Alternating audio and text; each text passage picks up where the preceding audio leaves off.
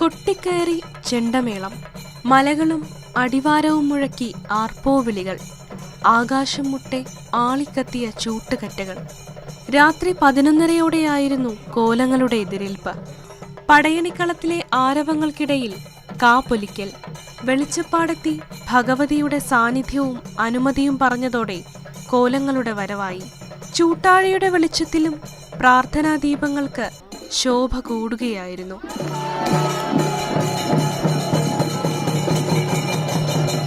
രാവേറുന്നതിനിടെ തമാശയെ മേമ്പൊടിയാക്കി പരദേശിയും കാക്കാരിശിയും. ഗണപതിക്കോലത്തിൽ തുടങ്ങിയ തുള്ളലക്ഷി, പക്ഷി, മറുത എന്നിവ പിന്നിട്ട് കാലൻ കോലത്തിലേക്ക്. പിന്നെ ഭഗവതിയുടെ പ്രതിരൂപമായി ഭൈരവിയും കാഞ്ഞിരമാലയും.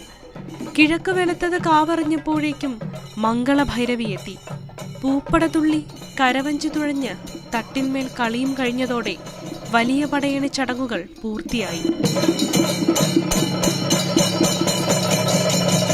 വെളുക്കുവോളം കോലങ്ങൾ കണ്ട് മനം നിറഞ്ഞ ഭഗവതിക്ക് ഇന്ന് പള്ളിയുറക്കം. ക്ഷേത്രം തുറക്കില്ല, ആർക്കും പ്രവേശനവുമില്ല. നാളെ പകൽ പടയണി. രാത്രി 12-ന് ഭഗവതിയെ ജീവകൊട്ടി ശ്രീകോവിലിലേക്ക് തിരികെ കയറ്റുന്നതോടെ ചടങ്ങുകൾ പൂർത്തിയാകും. മാതൃഭൂമി ന്യൂസ്, പത്തനംതിട്ട.